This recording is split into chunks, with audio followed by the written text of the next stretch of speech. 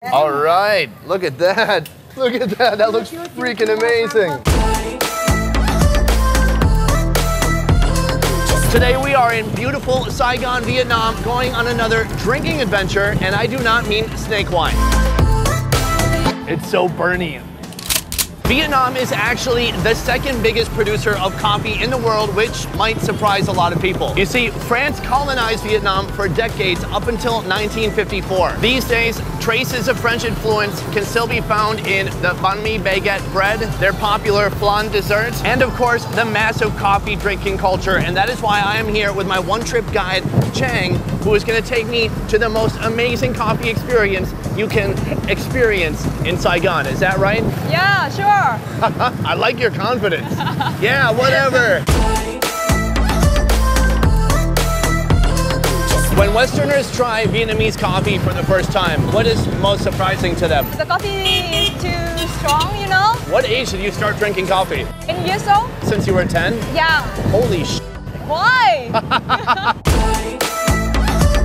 Today we're traveling deep into Saigon's Chinatown to a residential intersection teeming with market action and one special coffee shop that you would surely miss unless you knew what you were looking for. This is gonna be an epic coffee experience. Already I'm looking around. We're in the middle of Chinatown, right? Yeah. There's people eating. There's a market that's closing down. There's other people staring at us like, what the F are you doing? Like this lady right here. Oh, she suddenly lost interest. Okay, she's leaving, that's fine. So we're here for the coffee. What is going on behind us right now? Roasting coffee here. Yeah.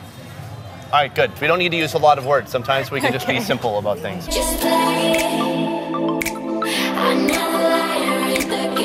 Cafe Badu is one of the few remaining establishments still making cafe vut, or racket coffee, where they use a net in lieu of the more common coffee filter. And that's still not the most unique thing about this place. They've got a giant roasting cylinder here. They're gonna start a fire in this box, and then they're gonna put beans in this cylinder, and then they're gonna roast them. Every couple weeks, the cafe owners roast 10 kilograms of fresh coffee beans right on the street. Everyone is so obsessed with freshly ground beans. How about freshly roasted, then freshly ground, and then freshly,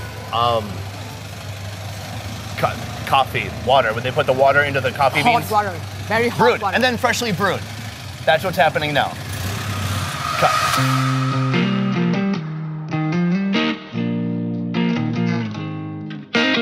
We are here with the owner of the cafe. How long have you been roasting coffee in this way? 60 mấy năm. More than 60 years. 60 mấy năm rồi. Whoa! 60 mấy năm mà không ai phát hiện hết trơn á. Do you love coffee? 60 mấy năm. Chị thích cà phê không? Hả? Cà phê. Chị thích cà phê không? Hết. Uống từ bé mà. Uống từ trong Can you, chị có thể nói I love coffee không? I love coffee.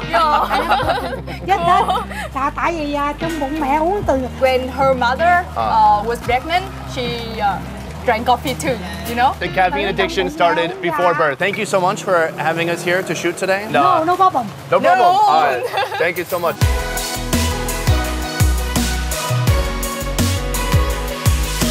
It is time to open the roaster. Yeah. They just put animal fat on there? Yeah. In order to lube up the track here, they just put on some pig fat. I love it. Who needs WD-40? Yeah. That is loud. 10 kilos of beans. Is that an M&M? We're still waiting for the fire to get hot, but we just put 10 kilograms, 22 pounds of beans in this big cylinder. And, anyways, it's gonna be sweet.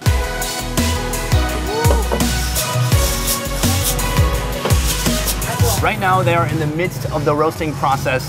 It's hot, right? We're sitting here because it looks cool, but it's not practical at all. We're on this tiny little enclave. They're roasting coffee right on the street. In the afternoon, the market is closed. Everyone here gets used to this higher method, so they're like, there's Hal roasting coffee again. He's gonna be continually rotating this thing. How long is he gonna be roasting? Can you believe it? 1 hour and a half. For an hour and a half. This guy has some crazy upper body strength. It's almost meditative. This guy's got great focus. Coffee that is roasted on the street in a giant metal cylinder. Does it taste better? I'm not sure. Okay, we're gonna find out though, right? Oh! And once in a while, he'll do a move like that. I wouldn't know when to do that, but he knows. He's a master. I think you're doing a great job. For me already, I think I would have messed it up. He's actually smelling the coffee as it's roasting in here. Oh, good move.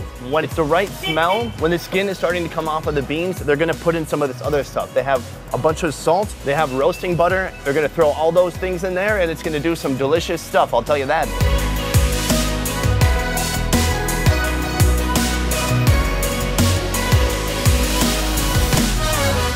They waited for the cylinder to start smoking a white smoke, and then they put the roasting butter in there. Yeah. And it's been about 2 minutes since then.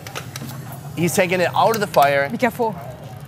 He's opened it up. Oh my God, the beans are a beautiful brown. The smell, it's like burnt popcorn a little bit. All right, look at that. Look at that, that looks freaking amazing. And they're bringing it over to this burlap sack. Look at that.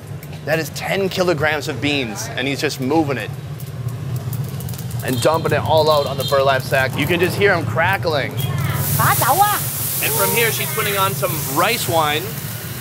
The beans, they're so crackling like crazy. I mean, this is intensely hot right now. Who doesn't like fresh roasted coffee smell? They put in some salt, they put in some butter, and then after they dumped it out, she put on a little bit of rice wine, and that's all. Super simple. So I think this is gonna cool down for about 10 or 15 minutes.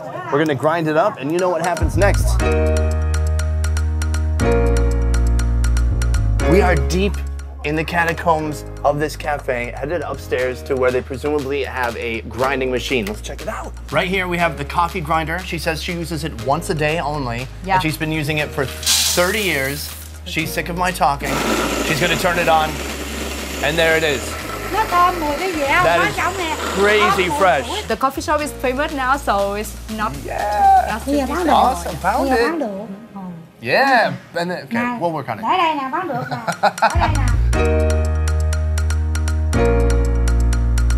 We have the fresh beans, freshly roasted, freshly ground, and now we're gonna get a fresh cup of coffee. It doesn't get any fresher than this. I'm very excited. I'll be more excited once I have some coffee in my bloodstream though, you know what I'm saying? We can see this is the net coffee method. She's putting a ton of these coffee beans into the net. 2 nets.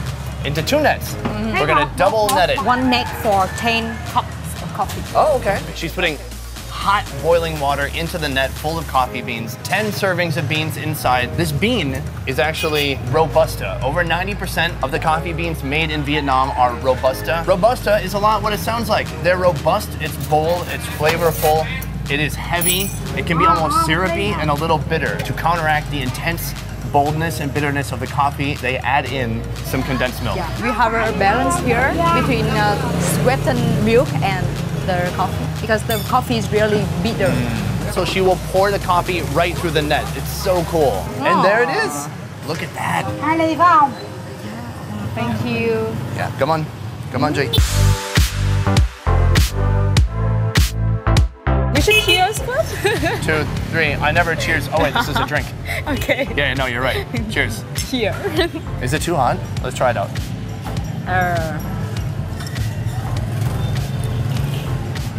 Yeah. Oh, bitter. It is powerful. And that is why we have that big layer of condensed milk down here. Let's try mixing that up. That's why we have to mix it. Alone, the black coffee, quite bitter, very heavy, almost syrupy. But let's try it now with the condensed milk. Ready? Yeah.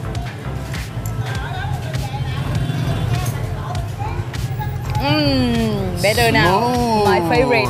It makes a huge difference. Who knew that sweet was the opposite of bitter? So I really find the flavor to be like creamy, sweet, a little bit bitter, but overall it's just really rich. Super rich coffee. About Vietnam, the beer is watered down and the coffee will punch you in the face. Can we agree on that? Yeah, agree. Yeah. Totally agree. For you guys, if you are interested in this kind of Vietnamese insider foodie experience, I suggest you hit up One Trip. They are a company putting on not only food tours, but they do the Cu Chi Tunnel tour. They do the Mekong Delta tour. A bunch of different tour options in Saigon, Hoi An, and Da Nang. To learn more about One Trip, click the links in the description down below. We will see you next week. A peace. Do you want to do one more time? One more time. Okay.